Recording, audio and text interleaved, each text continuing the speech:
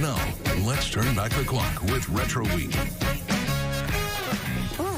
Welcome back. I'm joined here with the legend, Pat Shingleton. Oh, you're very kind. You're very kind. Wow, 70 years. Yes. And you were here for how 40. many? 40. 40 years, yes. I mean, let's just talk to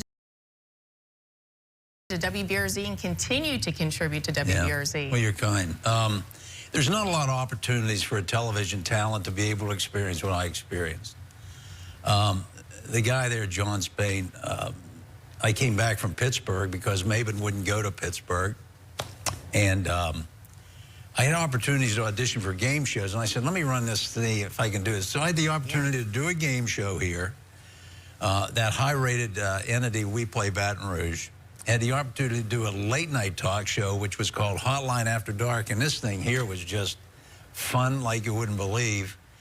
And I was able to do football shows for Jerry Stovall and Bill Arnsbarger, and we did a thing called LSU Flashbacks, and of course, Pat's Coats for Kids, Fill a Prescription for the Needy, and the thing we all as a family enjoy, which is this Wearing the Green St. Patrick's Day Parade. So this station and the family just, most of the times I'd just go on the air with it. And then after about 3 or 4 weeks, they say, well, what's he doing with this Fill a Prescription thing? So I wouldn't get any approval, I'd just do it. Sometimes you get away with that, sometimes you don't. But that's pretty much how, in a nutshell, that really blessed with a lot of families. Family in Pennsylvania, my immediate family, and of course the Manship WBRZ family. So it's been a lot of blessings. And of course, you've worked with so many people here yes, at WBRZ. Yes. Looking back at that, Yeah. I mean, any... The tribute, too, in a lot of ways goes to John Spain. He had a unique personality and a means of being able to incorporate the talent and to be able to set forth a vision that was being done back then, not by a lot of stations. We were kind of like considered a major market TV station in a market that was like 85 to 90 at the time. So we did neat stuff. I mean, there were just interesting things that the news department did, the sports department did, and it was really heartwarming to be able to be the #1 ABC affiliate in the country for like 2 or 3 years running. It was a major accomplishment. And, you know, we got reprimanded a lot, but... You? Yeah. Oh, some people down there at HR, they have a file like this. I got 3 of them like that. So, and I know that because I looked in them. And of course, over the years, so much has changed with how TV has been produced and even the weather. Yeah. Yeah, and it's an interesting dynamic. I mean, every station in the country, and I think Josh and his team can verify, you have Weather Central as the one that provides the graphics and the means in which to do that.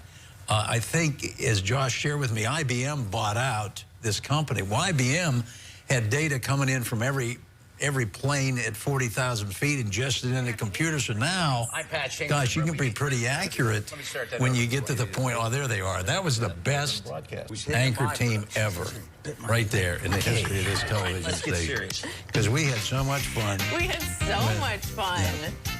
Yeah. And you were talking about, I remember that. That was the dance deal we did, right? On. Yeah, that was a dance. I can dance. And then we had yoga, too. But even you go back in the days when we did cooking segments and interviews. And I remember one time Annie Klesse was showing different devices and stuff you could use. Well, it was the first time a leaf blower came out.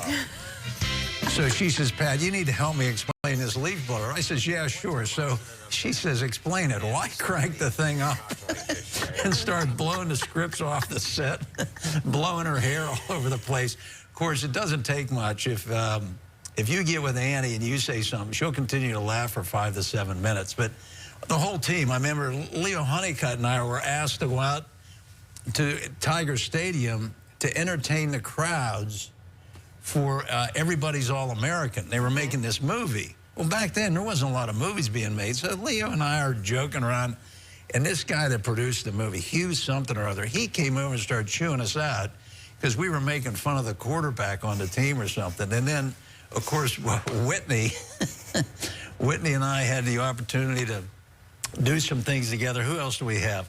Margaret Lawhon on the 5 o'clock. Gee whiz. We did the noon together, and we did the 5 together, and there was times when she would say to me, Patty, listen, you got to get out of the studio for a second, because what you just told me, I'm going to be laughing in the midst of this terrible story I'm about to read. So, but you know, it was like what you and I did on the floor. I always enjoyed you doing the traffic too. I thought that was Yeah, great, talking about the channel. Yes, I would say, you know, if you want to solve this traffic problem, do like they do in Mobile, Alabama, and you can build a channel from right there at LSU, underneath, all the way over. And I think it was like 3,472 yards. I don't know what it was.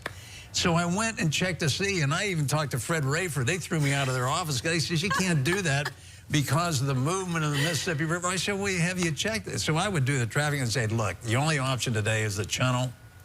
You can take the channel, or you can take the new bridge, the new bridge. And, of course, you have the triple bypass, which always works. Of course, that was probably from a surgery type thing. Well, Pat, thanks so much for joining us, having you back here on the 4 o'clock news. It's like you never left, really. And you know, I was kind of to say that. Sylvia was doing an interview with me, and she said, you know, it's like you've never left. And I thought, well, you know, I hear that a lot at funeral homes. You go and pay your respects somewhere, and they'll say, you know, Pat, it's like you never left. I'm looking around, Scott Ravenhurst, well, yeah, but anyway. But thanks. I had a good day today. I was able to MC a rodeo. And you're still so busy. Up at Baker, and they decided to have it inside this Walmart, and got real confusing, but it was fun. Well, thank you for your continued philanthropies and everything that you do for the Baton Rouge community. And I'll see you tomorrow, probably. And don't forget, if you ever need help me picking up Parker and Walker, I will. I'm right there to do that. I appreciate it. Thanks, Pat. We'll be right back with Malcolm for a check of the forecast.